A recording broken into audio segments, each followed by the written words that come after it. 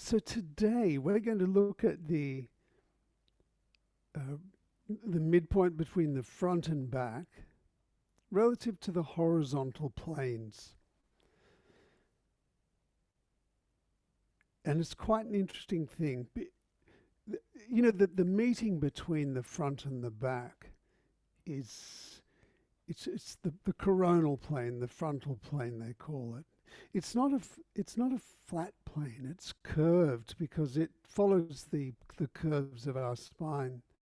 And the front of our body, or that meeting point between the front and the back, is a meeting point of the viscera in the front and all the muscle and bone and the nervous system in the back. It's quite a different character to both of them in terms of the feeling. And it's tricky to feel the whole of our body. But what we're going to do today will probably give you the chance to really feel that. I've been finding that I've been able to feel the mechanism of how I tighten up when I'm doing something that seems hard, or how I get stressed as a result of doing what we're going to do today. And which is looking at the diaphragms of the pelvic floor and the diaphragm in the abdomen and the soft palate and tongue, the way they go from the front to the back of the body, and define spaces. So I might show some images. I'm going to share my screen. Oh yeah.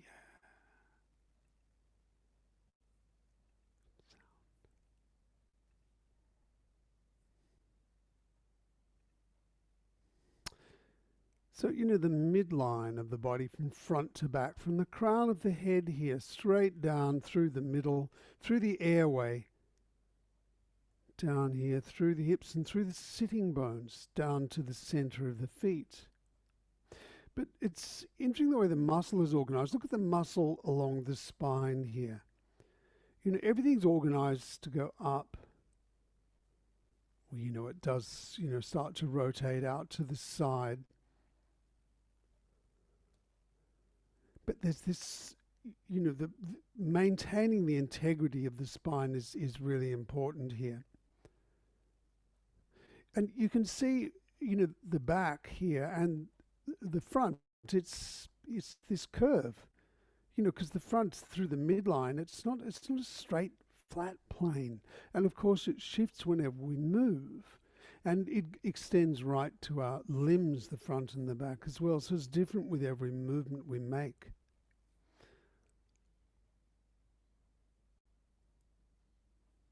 And, oh yeah.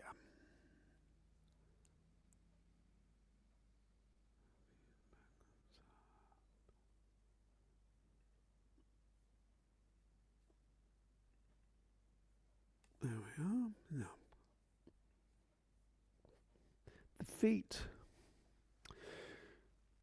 So the arches of the feet, you know, the things is that the feet are incredible. You consider they support our weight all day long, and these arches, you know, one through from the ball of the big toe through to the heel, and then one from the little toe through to the heel as well. And then this arch across the front of the foot. Tremendously durable, and you know, we can run all day, you know, walk all day, be on our feet all day, and it's no strain. You can really feel the difference actually if you stand on your feet. And you feel the pressure on your feet, and then you get into a push-up position, you feel the pressure on your hands. There's so much more sense of pressure on the hands because this is such an efficient arch. But it's really interesting, if you look at the shape of that, you know, from the inside here, this here, if you put, and you imagine your feet being together, and then if we look at the crown of the head, you know, this shape here, you see it's so similar. It's almost like we could put our feet together above our head, and even the curve this way. is there. And so these shapes are of the arches are reflected all the way through the body. If we look at the diaphragm here, this arch across here, or maybe we'll go down to the next one from.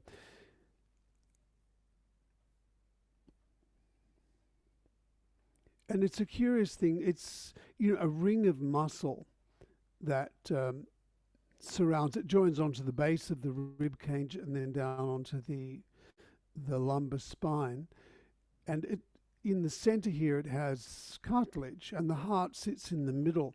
So when we breathe in, it flattens down to a single dome. The ribs expand and lift, and the diaphragm flattens to a single dome. When we breathe out, the diaphragm lifts up in the direction of the head, and because the heart's in the middle, it lifts up into it like a double dome. So we have the arch in the feet, the arch in the diaphragm, and then there's also this arch in the tongue and in the soft palate. And this one's really interesting because we don't often think of this, but it's really defining the space in our body. Here's the sphenoid bone and the temporal bone, but you can see that there are muscles that go from the tongue right up to the back here on the temporal bone, and muscles in the tongue that come right up onto the palate here. And if we go back to here,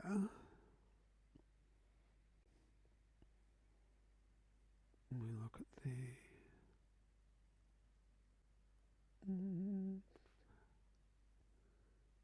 pharynx here, you can see that the soft palate, it connects right down into the back of the pharynx here.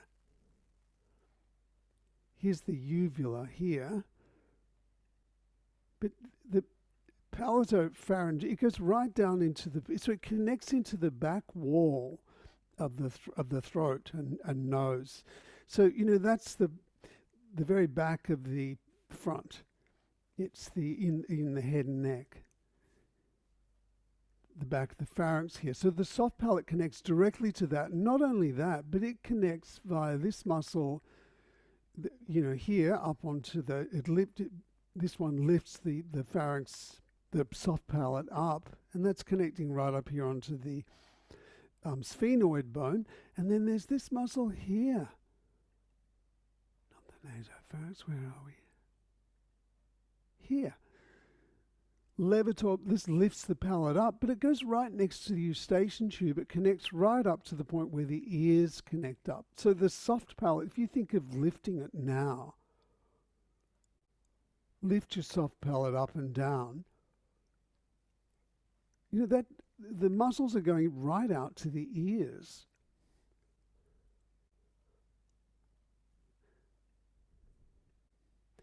And to this these pharyngeal muscles here.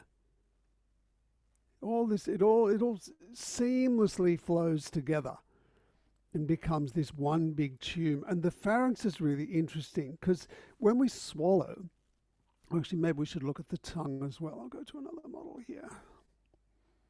Here we are.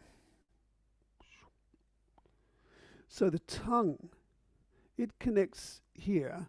It has connections, as I showed, up onto the soft palate and also onto the back of the skull, but it also connects down onto the hyoid bone. You can feel this bone if you put your fingers just under your chin here and slide it back. You'll feel this little bone here, the hyoid bone. You can move it side to side and it's easy, whereas if you go a little lower and move your larynx side to side here, it doesn't feel comfortable. But there are all these tongue muscles that join directly onto it. And, notice that it then connects onto the larynx and the pharynx connects onto the larynx. And when we swallow, you have that thing, the epiglottis, that closes off the hole that goes down into the eustachian tube here, down into the stomach. But how that happens is not that the epiglottis folds down, it's that the larynx is lifted up by these pharyngeal muscles.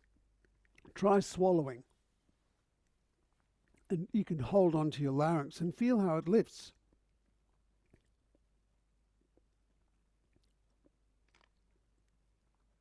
Well, that goes all the way, that's that network of muscles there. It's all here. It's a big ring of muscles and it can fold in on itself.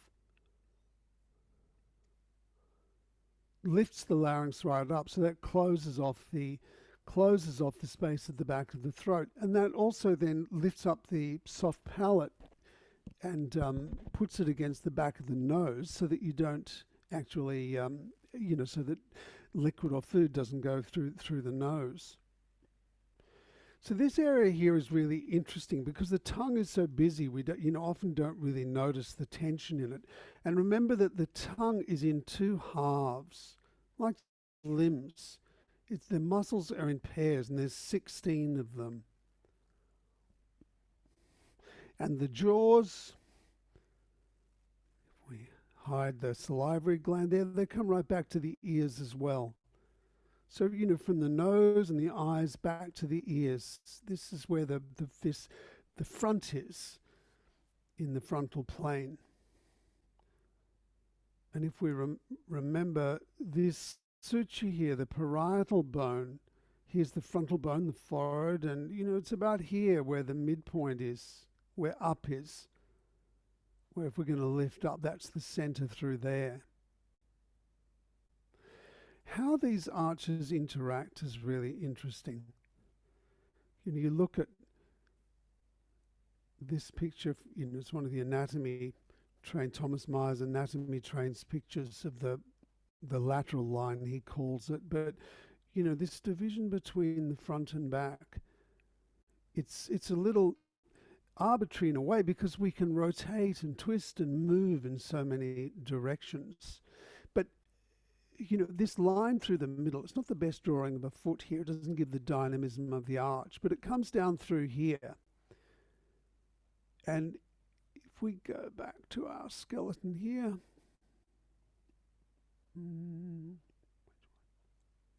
yes.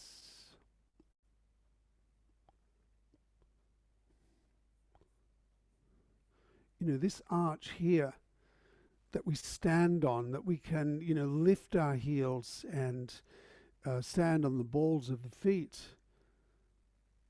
It has the rest of the body. Nothing's in isolation. It all works together, as you'll see. But we'll remember this shape here, the curved shape, the fact that the big toe is longer than the little toe. When we walk, the pressure goes from the heel down the outside of the foot and then across to the ball of the big toe and out that way. So most of the drive, if we're running or walking, is coming from, this joint here. And if we look at the hands are the same. They're arched. It's not nearly as big an arch, but no less significant. And it's because the hand is so much more mobile. But it's the oppositional, or the ability to oppose the fingers and thumbs, that creates this arch through the midline, and the flexibility of the wrist. Oops. And the shoulder being able to rotate and move from this point here, slide around the ribs, means that we can adapt this arch, and so we can still stand on it. And if we look at this picture of the fabulous dancer Julie Gautier, who's look at the way her hand is on the floor, the width of the hand, and the organization of her arm, how she's able to lift herself up, lift the whole body up and balance over the hand.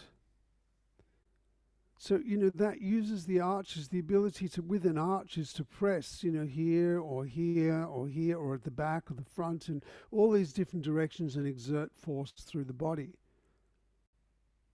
And, the length of the feet we've been looking at, the length of the foot, the length of the hips from front to back and the rib cage from front to back, the width of the underarms, we're going to look at that more next week.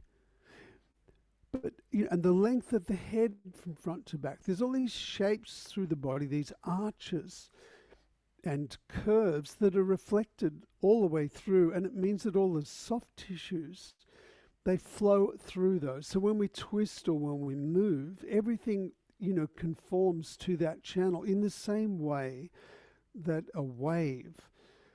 There's a pattern or a form to it that's based on the interaction of sand and the body of water and moving, that it will flow in this particular way. So it is with the soft tissues in our body.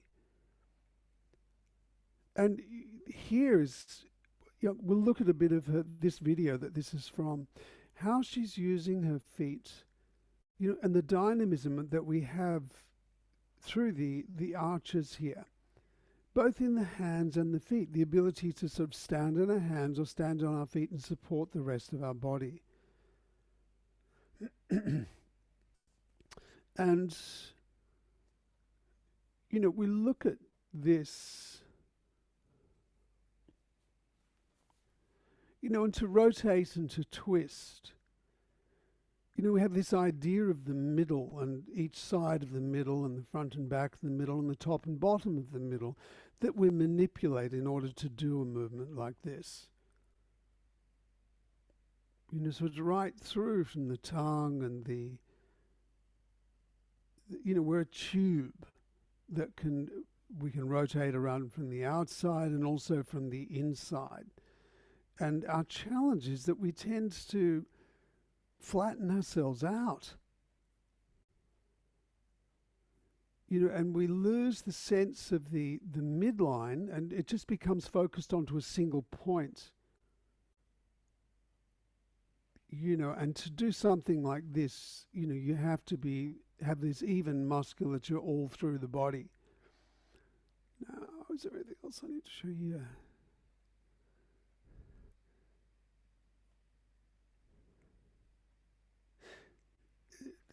It's such a nice photo, this one, but it gives a sense of the delicacy of the hands and the capacity for them to work together, and this arch through here and from the fingers through to here, and getting everything to work together, particularly when we're learning something new. That's the challenge. So we're going to work today with, there's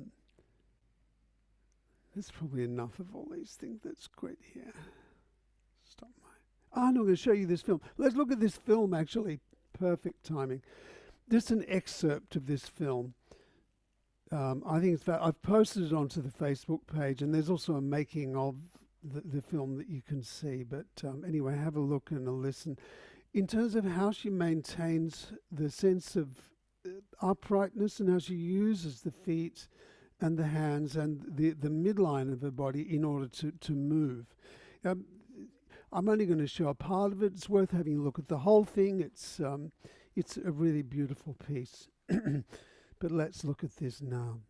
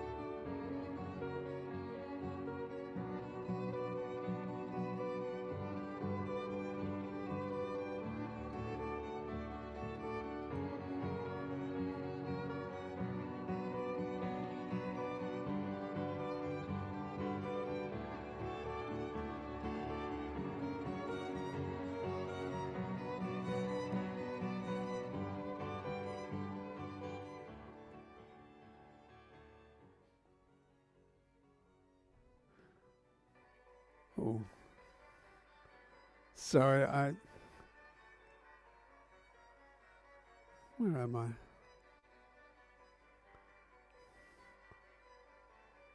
Goodness, oh no, here it is.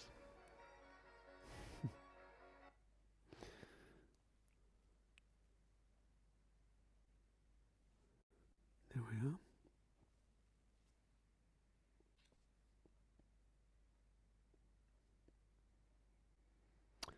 Yeah, so I'm sorry I had to cut that off early, but I've posted it on the Facebook page, so you can see it's beautiful, isn't it? Yeah, and there's the whole process that that she went through to make it is pretty extraordinary as well. So let's explore this. It's a really interesting thing. Also, the idea of being underwater, because we'll work with our breath being held. It's a really nice way. So as I mentioned, we're going to do some coordination things. I'm going to be getting you to move several parts of your body at once. And you don't have to do all of it. If it's too much, if your head's exploding with the complexity of it, just do one thing. But it's the thing that's most important is just being able to tune in and feel where do I tighten myself? Where am I actually restricting myself, and to experiment with dropping. So could you come over near a wall?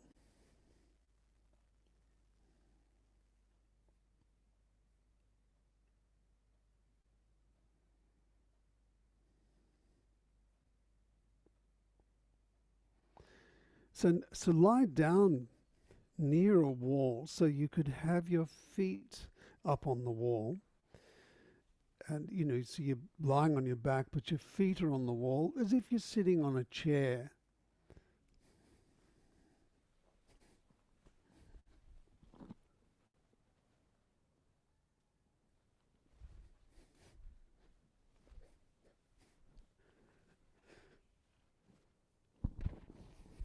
So they're flat against the wall. And you can sort of organize your legs so that the knees are over the hips, and your legs can sort of hang here.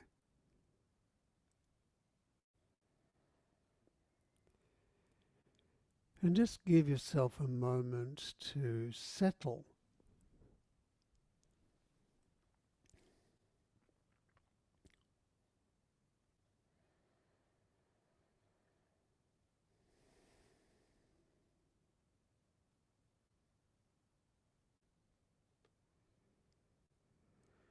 To consider the feeling right around your body.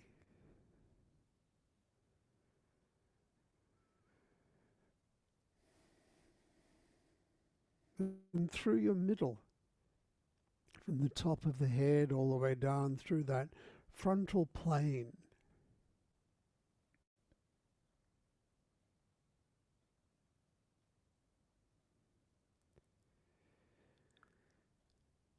And just scan your attention through your body, looking at that roundness and noticing if there are any places where that roundness becomes compromised in some way and you feel a bit flatter, or everything focuses to a point.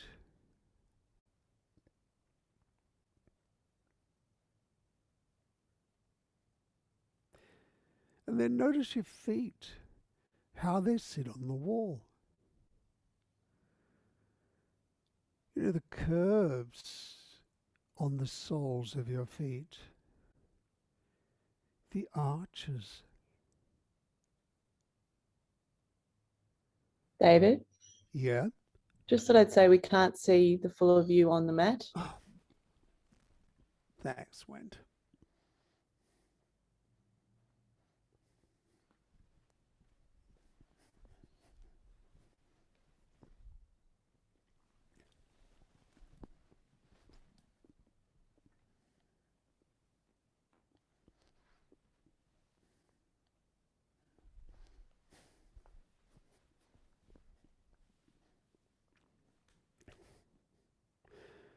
So the arches in your feet. And consider from the heel to the ball of the big toe, that's one arch. And then from the heel to the ball of the little toe, that's another arch. And then across the front of the foot. So they're the three main arches. But of course, there are five if you consider each of the toes. But notice the quality of how your foot sits against the wall. If you had to push down on one part of the foot, where would you immediately push? Does one arch feel more active than the others?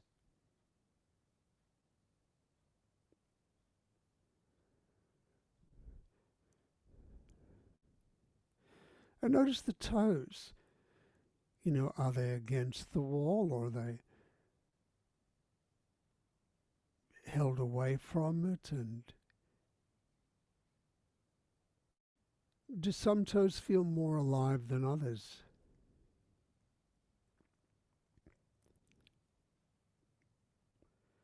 Well, just move your toes, tiny movement. And when you do a tiny movement, it's interesting to notice, can you still move the little toes with as much sensitivity as you move the big toes?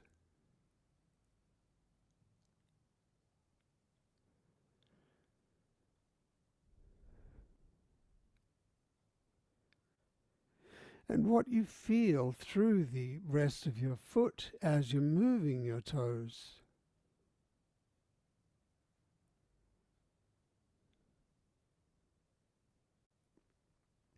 What you feel through your leg.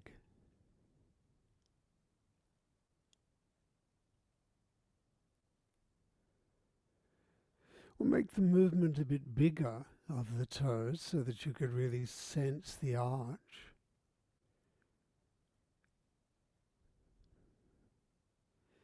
And maybe you may even feel you need to adjust the position of your feet on the wall so that you could have a sense of feeling the arches and of being able to move the toes.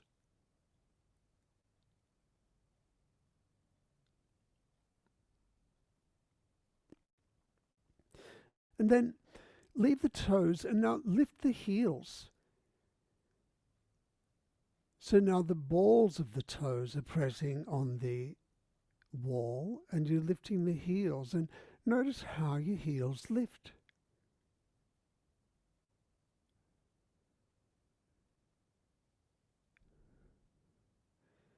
This is what we do when we stand on our toes.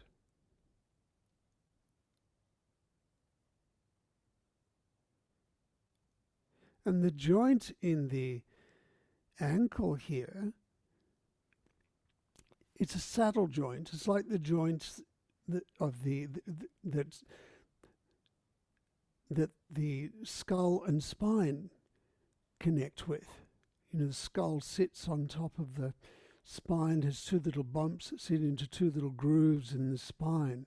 It's opposite direction to the ankle, in that the ankles have these two bones that push up from the foot into two little grooves in the tibia. But they're the same type of joint. And it's opposite ends of your body. So consider, as you're lifting your heels this way, what's happening at the top of your neck, where your skull joins onto the spine.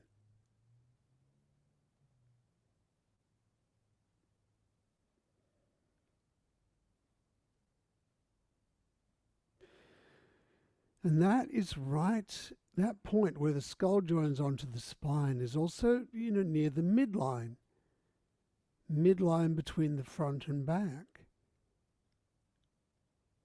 So consider the top of your head. The top of the head and down through past the ears into the airway there, down into the throat, the nose, the mouth, the throat. Maybe you could place your hands down where your sitting bones are. So you feel the midline of the torso right down to the sitting bones.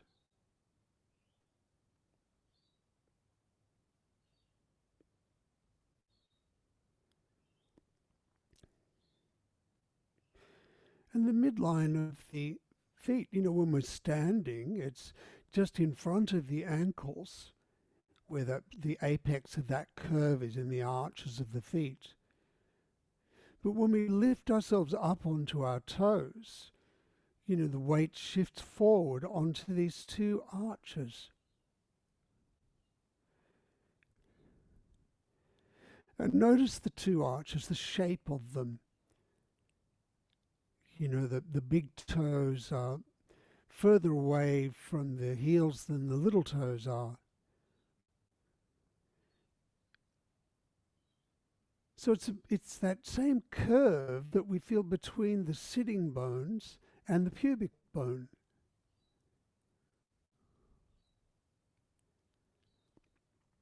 Maybe put your feet together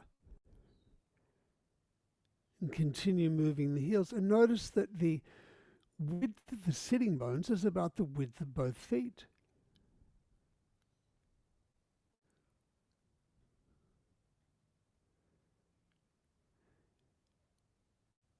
And the width from one sitting bone to the pubic bone is the width of the front of one foot.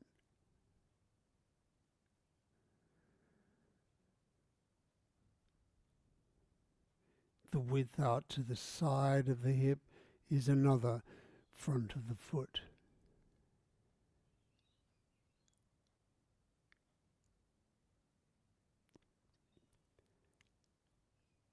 And then leave that with your hands and just rest there with your feet on the wall.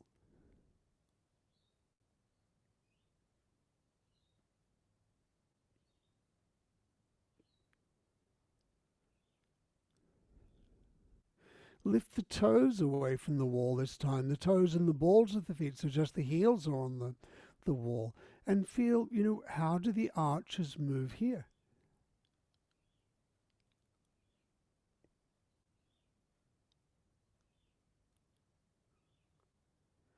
You could alternate, lift the toes and balls away, and then put it down, then lift the heels away.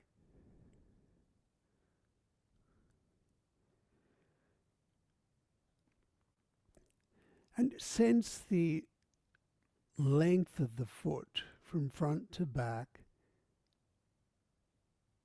and the depth of your pelvis from front to back.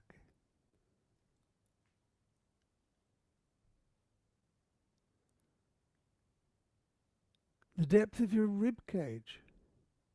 And in fact, place the hands now at the base of the sternum, base of the chest bone, and feel the shape of the lower ribs round to the side, how that reflects the shape of the front of the pelvis, from front to round to the back at the sides, and also reflects is reflected in the shape of the front of the feet.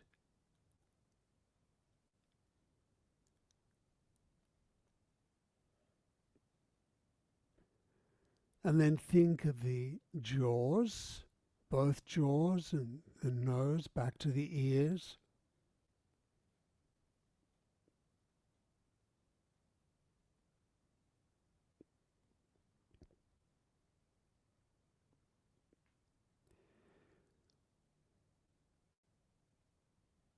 And then rest there with your feet.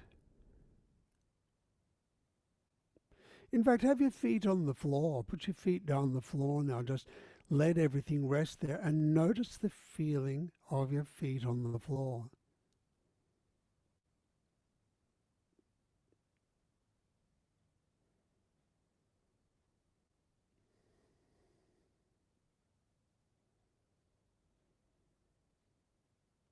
Front to back of the feet. And the depth of your torso, your head, neck and torso from front to back as well.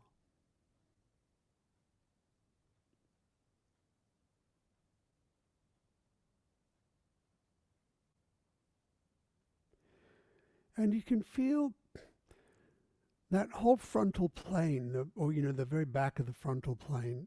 If you lift the soft palate, just lift the soft palate up and down, and that soft palate connects right up next to the ears, near the eustachian tubes, and onto the bone at the back of the skull, and also down onto the pharynx, the muscle that's down in front of the spine, the very back of the throat.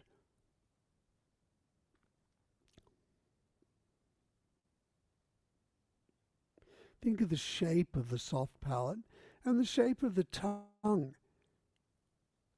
Relative to the shape of the arch under your feet.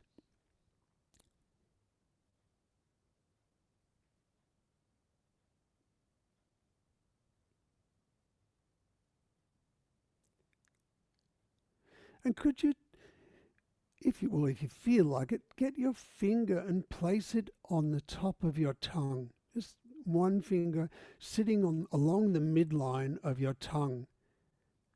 And just notice what it does. It's in two halves. How peaceful is your tongue?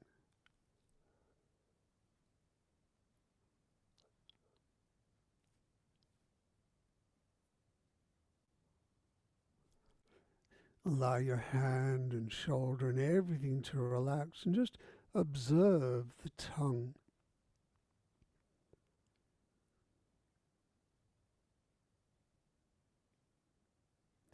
How it sits there near the top of your visceral space, the front of the body. And the sense of the relationship that it has with the rest of the gut.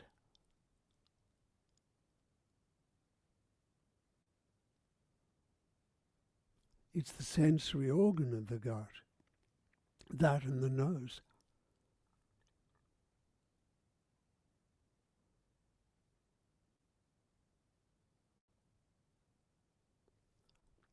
We'll lift the heels up and down gently.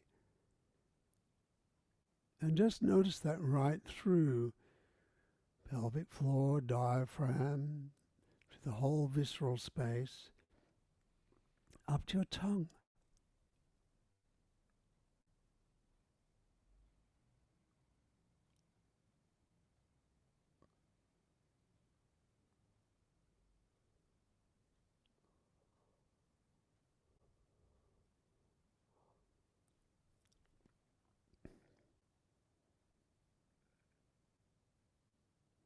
And behind that visceral space, the back of the body. So think right down from the top of the head through your body down to the sitting bones in the back and the front.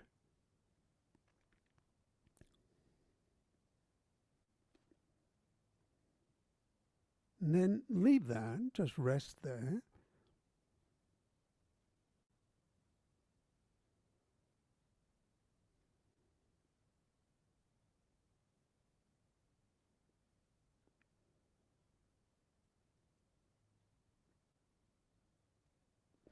And roll onto your side and come up to stand near a wall.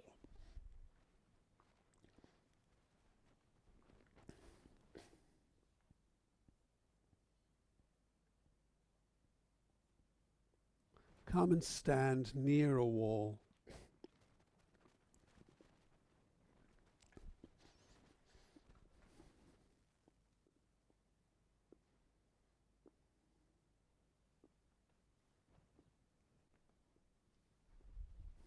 And just notice the weight on your feet.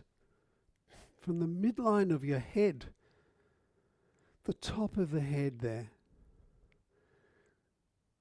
down through the ears, down through the back wall of the throat, through the center of the shoulder girdle, into the chest, through the sitting bones and down to the feet. And the pressure on those 3 points on the feet. Heels, balls of the big toe and the little toe. And how your toes sit on the floor. And just move yourself forward very, very slowly till the weight comes onto the balls of the feet, and you could lift your heels off the floor and come up to, stand on the toes. Very, very slowly up and down. You don't have to go as high as you can. It's more just feeling how when you're standing on the whole foot, the weight centers down just in front of the ankle. When you move forward, that pelvis, chest and head that move forward over the arch in the front of the foot here, between the big toes and the little toes.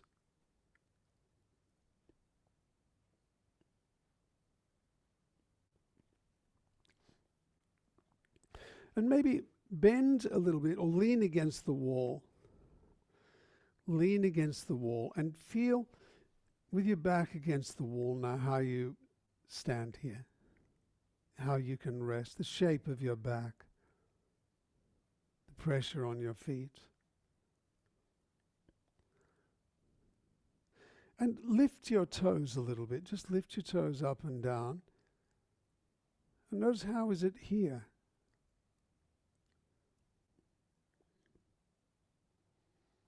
Standing here with your knees bent, leaning against the wall, it probably feels different than when you were lying on the floor with your feet on the wall.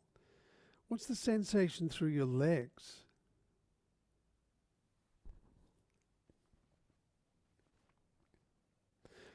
And feel the midline. Put your hands on the sides of your hips and maybe feel the bony wings at on each side, and go around to the front, and you come to the front of that bony wing. Just underneath that, you can tuck your fingers underneath it there. That's about the midline. Now move it around to the side so it's above the bones of the legs there. And there you have the midline from top to bottom and from front to back. And that's pretty interesting because it means that your legs and the hips are below the center. So notice how you're lying on the wall here, whether one hip is pressed more into wall than the other or one's lifted away. Lifting the toes up and down and just sensing the feeling through the arch of the foot, from the heels through to the ball of the big toe and the little toe.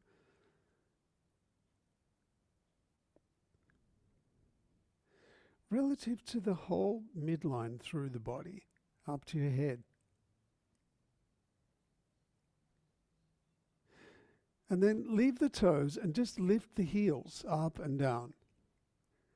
Up and down. Now, it's different here, isn't it? You can really feel, where is the pressure going on that arc from the big toes through to the little toes on each foot. And what's the organization of your leg muscle? Lift it slowly. So you can feel how your knee and your ankle and your hip all work together.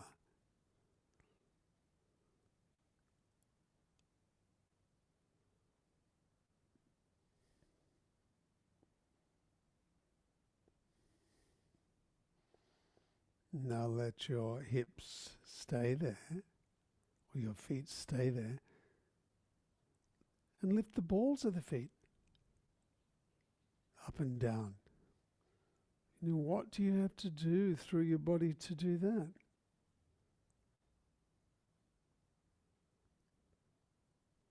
And then alternate. Lift the heels and then the toes.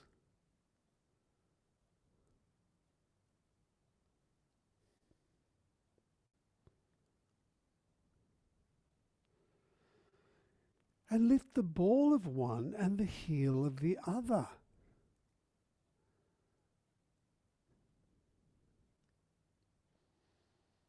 And feel the way you roll over the foot as it comes down.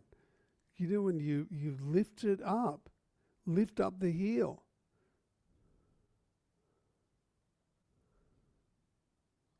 It's like walking.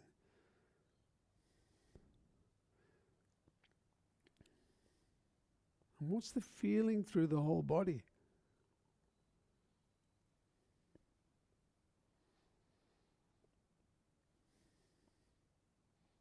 As soon as you alternate like this, maybe you're feeling it more through the midline of the pelvis and the rib cage on your head. Well, leave that and just leave your pelvis on the wall, but lean forward. Tip yourself forward so your upper body and your head come forward. And keep coming forward till, bending forward until the weight comes onto your feet, and then come up to stand. And then come back in the same way. You bend your knees forward, the pelvis goes back. You maintain the weight on the feet. Keep bending until you feel your pelvis touch the wall, and then roll back to being on the wall.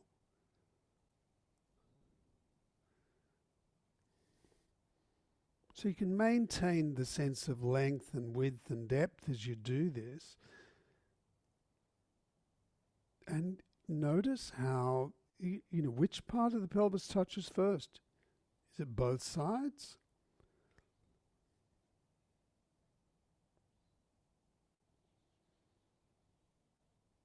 You're in that moment when you're leaning forward. And suddenly you feel the weight's over your feet, and then you can just lift your head up. Your head comes up, and then you're standing. And, do that leaning forward and come up to stand one more time. And stand there and just notice how it feels to be here now.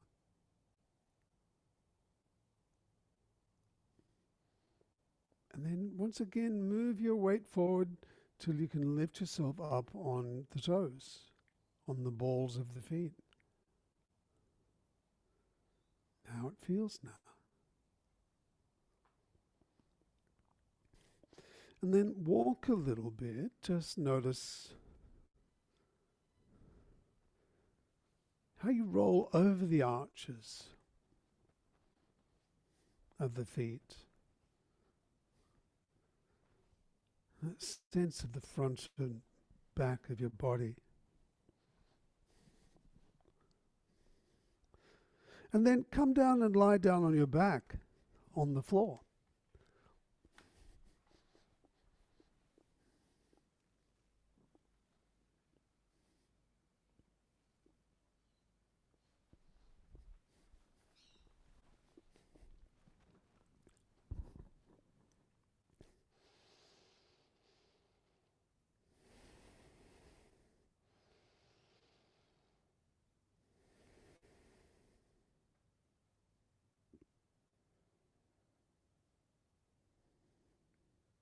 Notice how you settle now.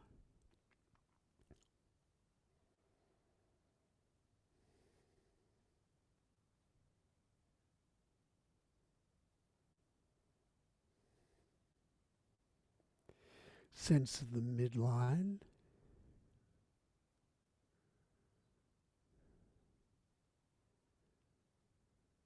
And your awareness of the shape of the soles of your feet, the curves under the toes and over the balls and the instep and the heels.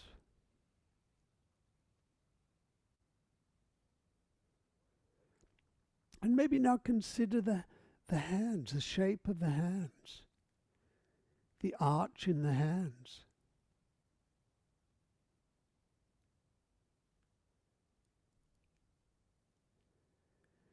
And consider the arch in the underarms.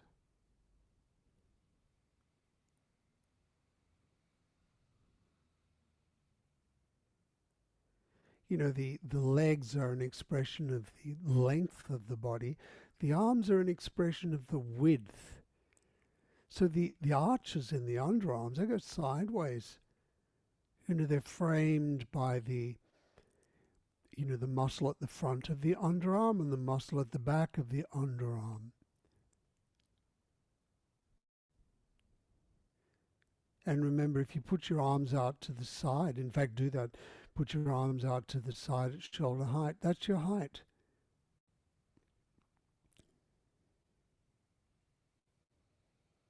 So moving the toes and the fingers.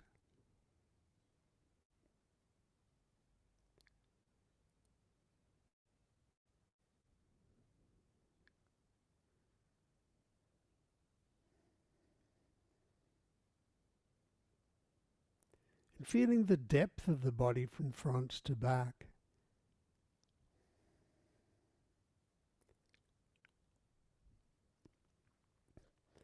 And then take your hands and place one hand, say the right hand, palm down underneath your lower back, just at the bottom of the ribs, and the left hand on the front of the rib cage, the lower ribs. Just lightly so your arms can relax completely there. And notice your breathing and the movement of your diaphragm.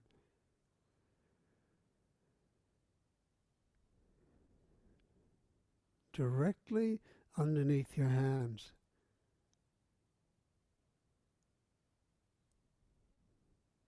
As you breathe in, the rib cage expands and the diaphragm flattens down into a single dome.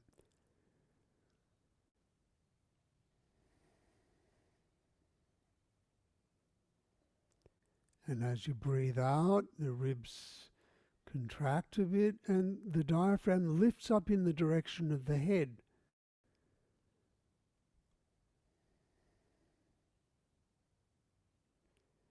Feel that movement of the diaphragm up and down inside your body.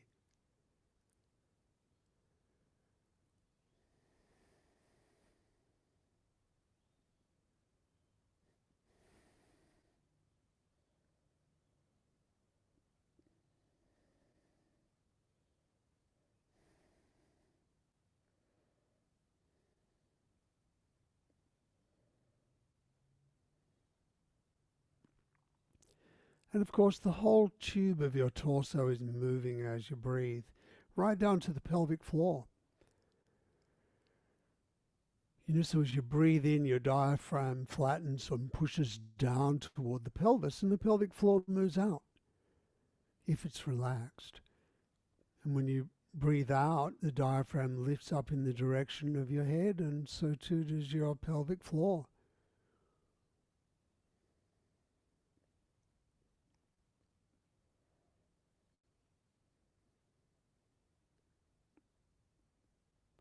Well, as you breathe out, could you now lift your pelvic floor toward your head? So you contract the pelvic floor up and down in time with the movement of your diaphragm.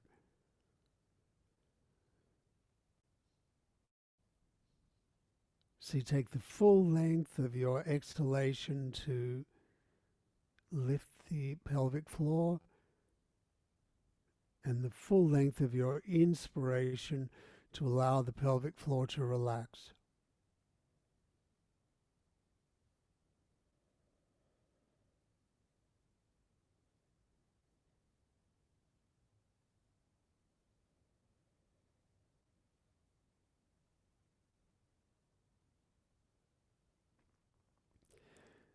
And now lift the tongue at the same time that you lift the pelvic floor.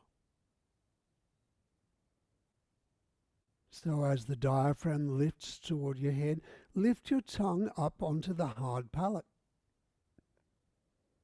As you breathe in, let it relax back.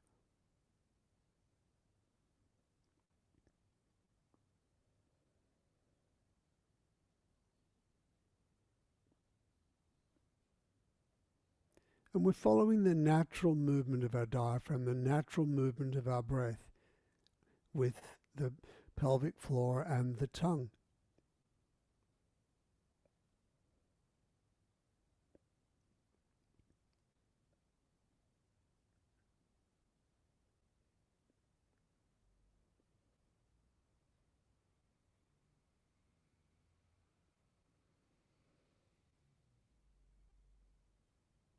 And the tongue connects right back to the ears. The whole front of our body, the whole visceral cavity. Diaphragm connects front to back. The whole visceral cavity and the pelvic floor. It's curious in that the front of the pelvic floor is smaller than the back. It's like a bowl that tips forward. It's higher at the back than it is at the front. And the division are the sitting bones.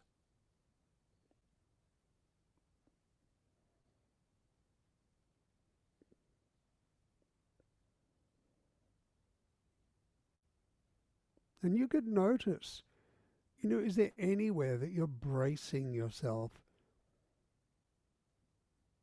in order to do this movement? Can you soften and make it as peaceful as the flow of breath in and out?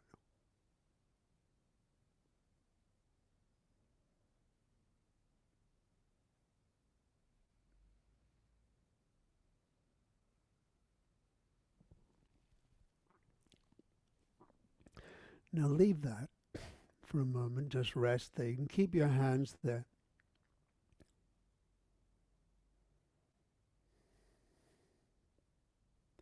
Pause your breathing at some point, just stop breathing, and then you have a bag of air inside your body now. You're holding your breath. Move that bag of air down into the pelvis and up into your head. So push it around inside the torso.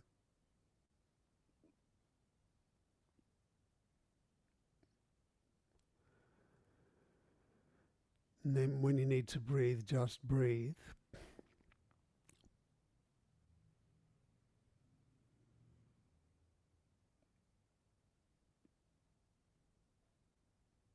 And do it again, holding your breath. You don't have to take a special breath. You just hold your breath at some point and then manipulate the space inside your head, neck and torso by pushing that bag of air down, then lifting it up into your head. And so we're using your diaphragm to do that, and the muscle around the torso too. And when you get to the edge of your ability to hold your breath, you'll feel this pressure starting to build, saying, I need to breathe. You hold it for a little while, and then when you need to, just let it go and just notice how the breath flows in really easily, and observe that. And then when you're ready, once again go back into that movement, holding the breath and moving the diaphragm down, then up, then down. And you can take your hands out, just have them in a comfortable position. And so that arch of the diaphragm, that's reflected in the arch of the feet, the arch of the pelvic floor, the arch of the hands, and the tongue. So now, could you, as you're moving your diaphragm down and up and down in your own time, pushing that bag of air up and down your torso, move the feet and the hands.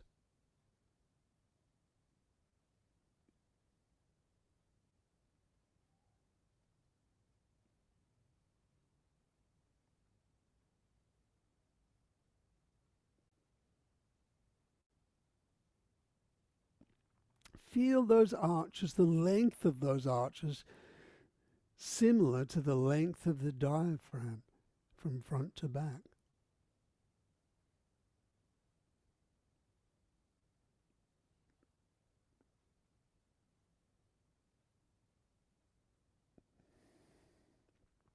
And each time you need to breathe, just let everything go and breathe for a few times, and then when you're ready, come back to it again. It's like being underwater, holding your breath in this way, and the awareness that it gives you inside your body, inside the visceral space, And as we're moving our hands and our feet, right around the body, around the outside as well.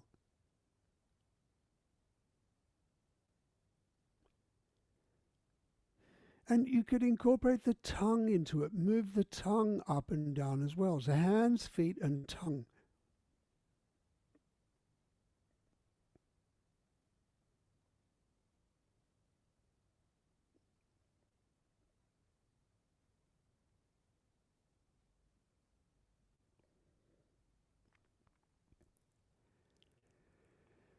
And it may seem complicated doing all of those things at once. And if it is too complicated, just do one of them.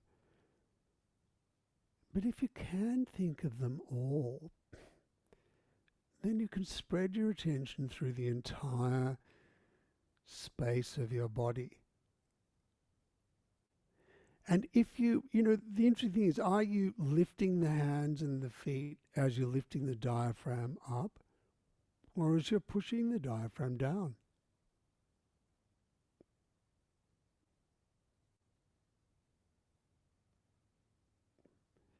Try it in both ways. So, you push the diaphragm down, and the feet and the hands and the tongue go down, and then come back to the middle and let everything go, still holding your breath. And then lift the diaphragm up and lift the feet and the hands and the tongue. And then come back to the middle, let everything go, still holding your breath. And then go up and down like that, resting in between and dropping everything. And doing it in your own time, so when you need to breathe, you breathe. But it's the dropping in the middle that's really important here. Because you want to feel that you're not pushing into one point of the body, that you're feeling the whole tube of the torso from front to back. And that you're moving slowly enough that you can feel, I'm tightening my shoulders, and drop it.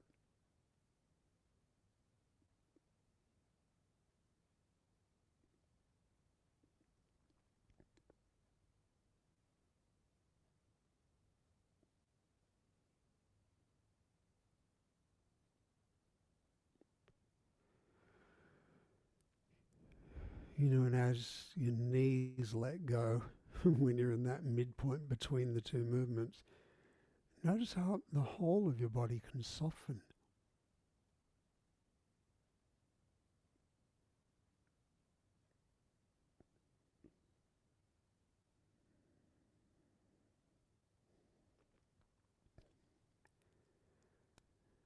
Well, leave that.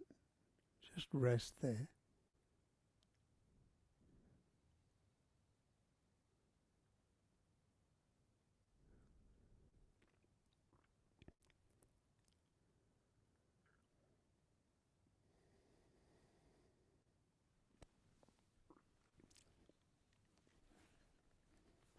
And maybe lie on your left side. Lie on your left side. As if you're sitting on a chair, so your knees are bent, your hips, knees, and ankles are at right angles, your arms are straight out in front of you, or, whichever way is comfortable with your arms, so that your hands are free to move.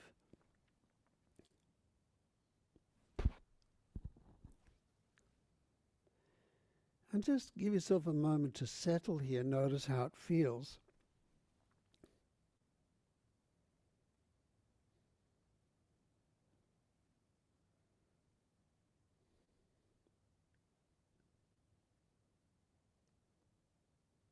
Sense the rhythm of your breath here again.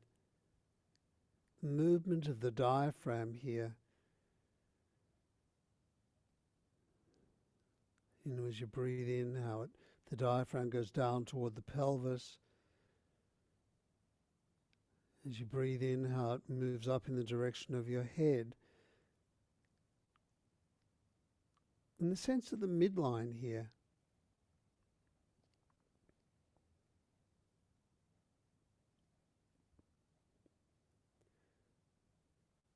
And now follow that movement with the pelvic floor and your tongue. So follow the movement of your diaphragm.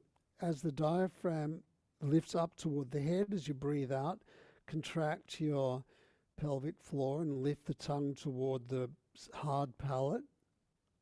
And as you breathe in, diaphragm, the tongue comes, push the tongue down or move the tongue down, and pelvic floor will relax as you breathe in, goes down away from the head.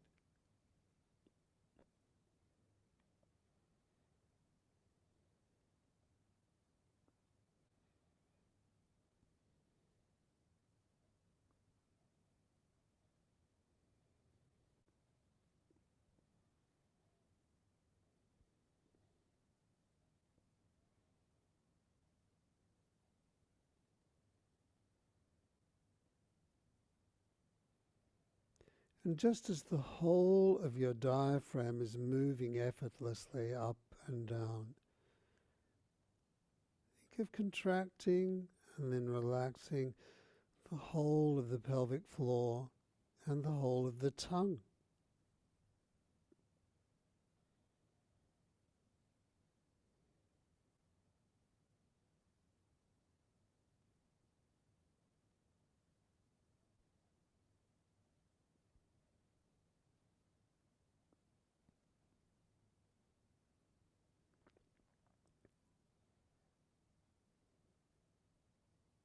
And relax your arms and legs.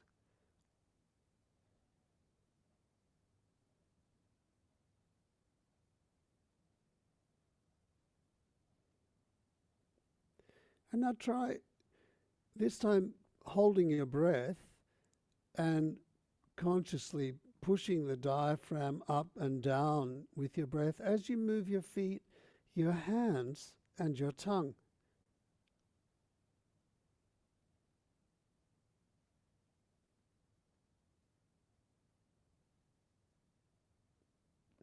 And once again, you lift your diaphragm up and lift the feet and the hands, and then come back to the middle, still holding the breath, let everything drop, and then push the diaphragm down, move the feet and the hands down and the tongue, and then come back to the middle, let everything drop. Up and down like this, with this rest in the middle, specifically so you can really drop everything in the middle. Let everything soften completely.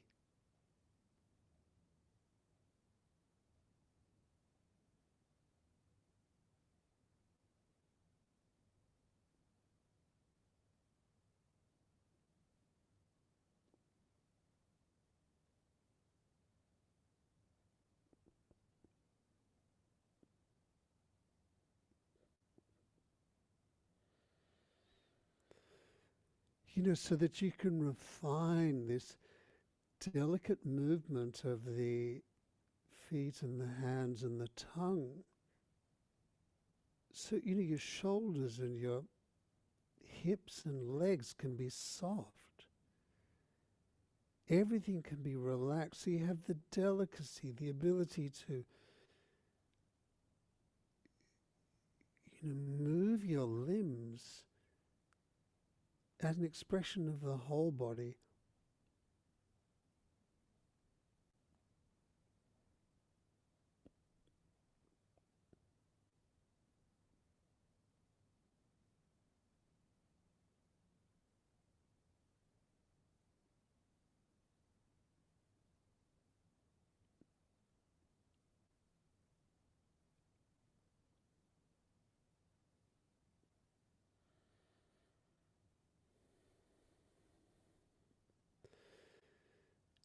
And you may find that as you relax more, it becomes easier to hold your breath for longer, and maybe to be more aware of the delicacy of each finger and each toe, of different parts of your tongue.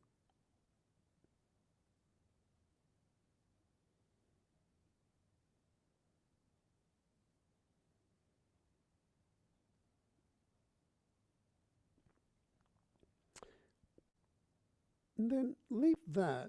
And now you could take your left arm and move it behind you so that you're lying on your stomach. Now, this may be uncomfortable for some of you, women in particular, in which case you can do this sitting up against the wall. So come up to sit. For men, you could just continue lying where you are and have your left arm behind you and do the same process. Or come up to the wall if you're a little bit tender in your chest and sit with your legs splayed to the left side of your face against the wall, your left arm outstretched and your right arm outstretched. I'll turn my computer around so you can see. And try the same thing here in this position. So against a wall. See, the left side of your rib cage is on the wall. And in this position here, just contract notice the movement of your diaphragm as you breathe.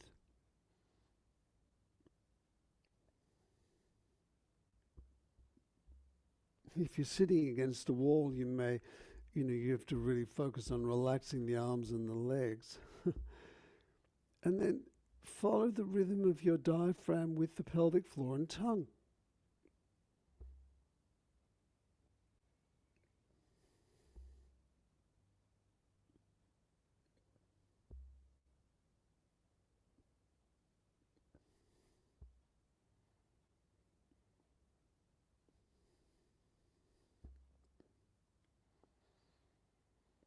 And then hold your breath and do that movement with the feet and the hands and the tongue.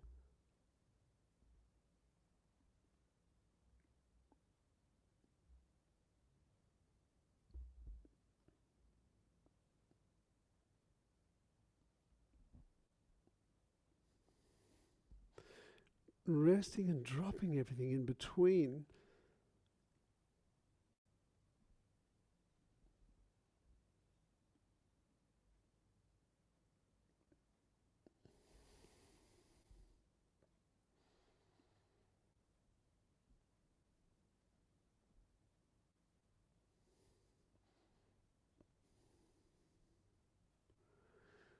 And then leave that. Lie down on your back.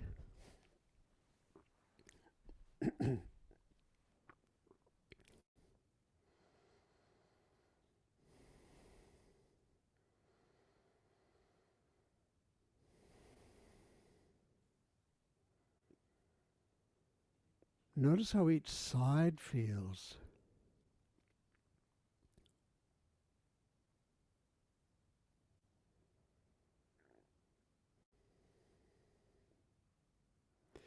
And after that, twist the feeling through the left side of your tongue, left side of the soft palate and up into your nose.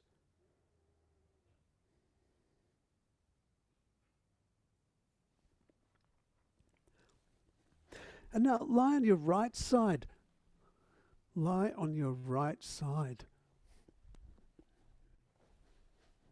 As if you're sitting on a chair, arms outstretched, comfortably there. If it's uncomfortable to have your head just on the floor lying on your side, you could put a cushion underneath there. And just notice how it is on this side.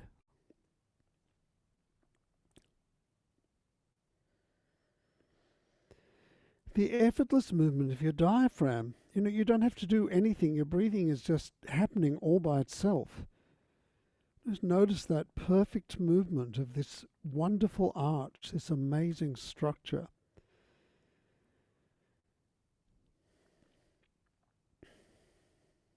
Sitting on top of the amazing liver and underneath the amazing heart and lungs.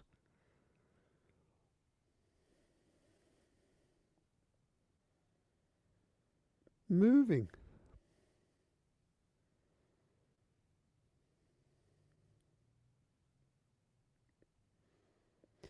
And as you breathe out, lift the pelvic floor and the tongue up toward the roof of the mouth. As you breathe in, just let them relax.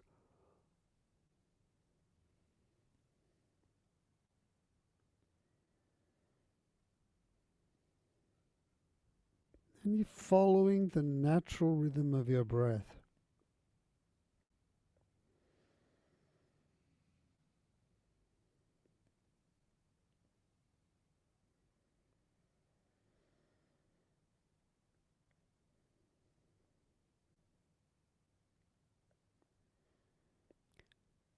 Each side of your tongue,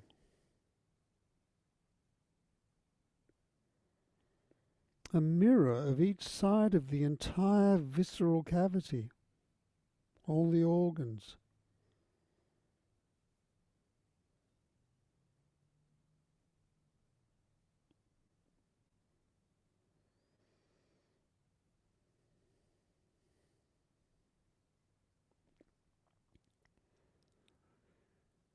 And then leave that, hold your breath, and manipulate that bag of air, move it up and down as you move your feet, the arches in the feet and the hands and the tongue.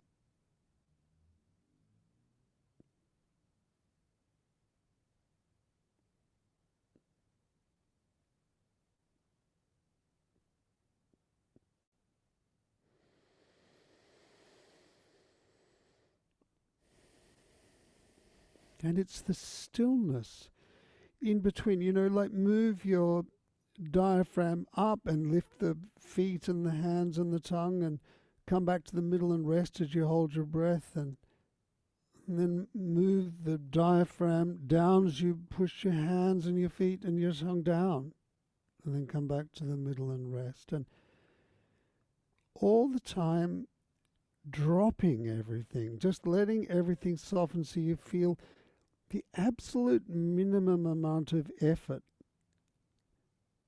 necessary so you could spread your attention and the effort through the whole body, right through the midline, so you feel the entire space inside the viscera, but also in the back, all the muscle, everything soft and organized.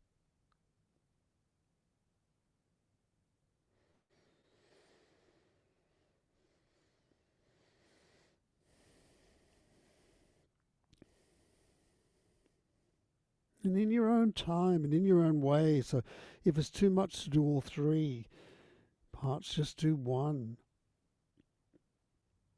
But whatever you're doing, you have the opportunity to notice how you tighten yourself and to drop it.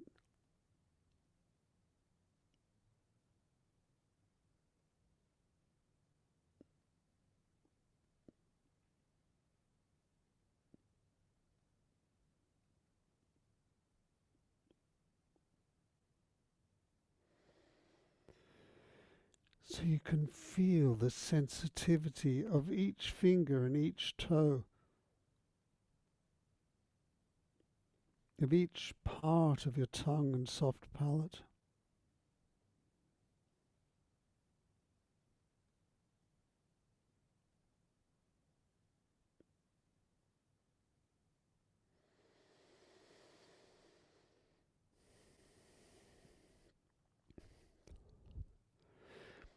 And you could now move your right hand behind you if that was comfortable, so you're sort of lying on your chest there.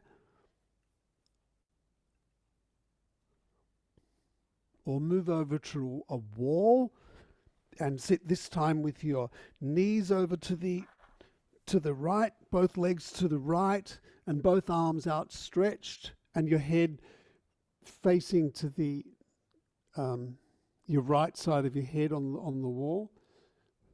So you have this twist through your torso, and just sense lying in this position, either against the wall or on the floor, how it feels, how you can just drop everything and just settle into here and just observe the way your diaphragm moves differently when you have this twist.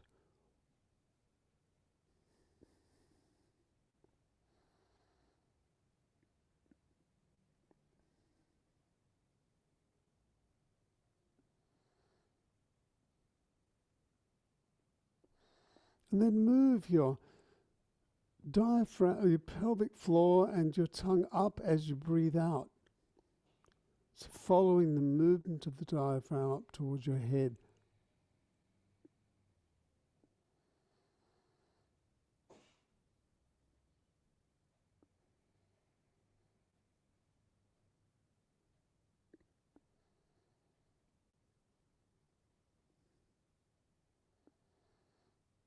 Letting everything drop. And then hold your breath and consciously move the diaphragm down, then up, then down. And moving the feet, the hands, and the tongue. Or whatever you can comfortably.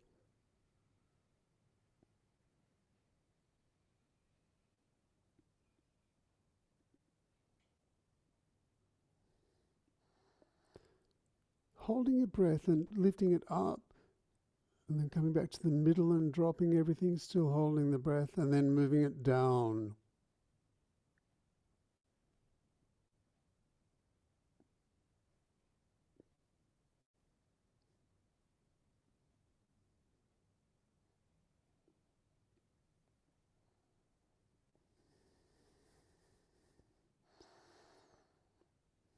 In your own time.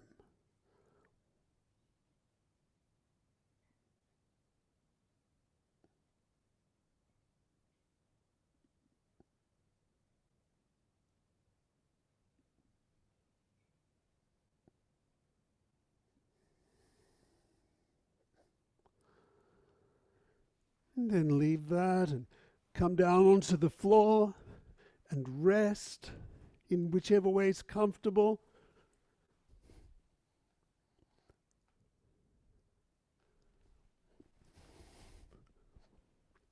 Notice how it feels now.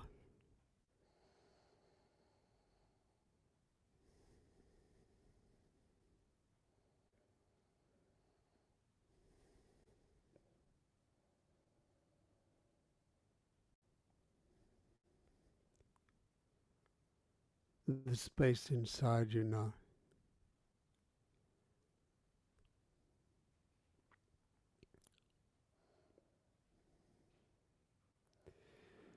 The whole tube of the visceral case in your face,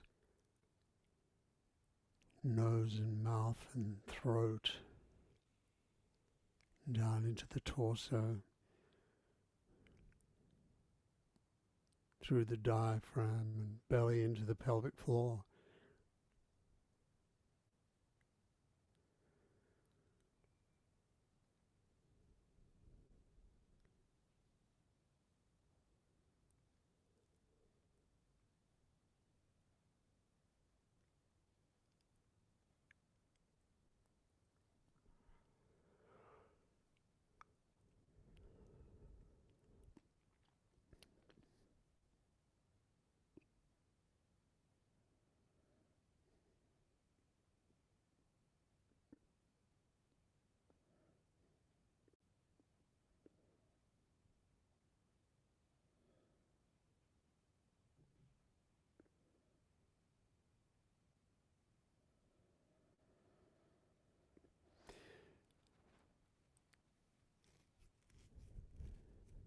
And then roll over onto your side and come up to stand by the wall just one last time to feel the difference. Notice how it feels to stand now.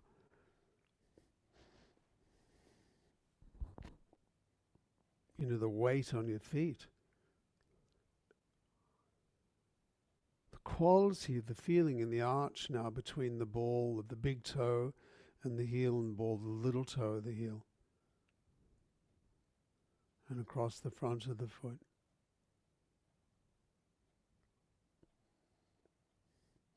And move your pelvis back ever so slowly till you feel it touch, and then lean back onto the wall. You notice how that feels different now. the feeling in your legs and feet, and your contact with the wall, and then bring yourself forward till, with your upper body, till your weight is over your feet, and then lift your head up. Lift yourself up onto the balls now, moving the pelvis and your body forward. And just see, does that feel different?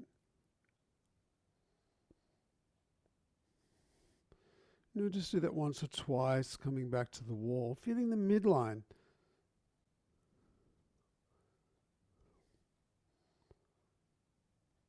Crown of your head.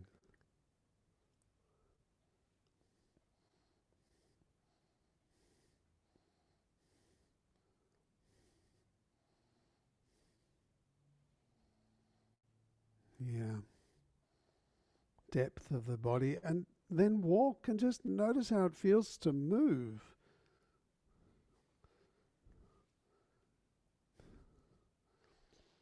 Now you roll over each foot now.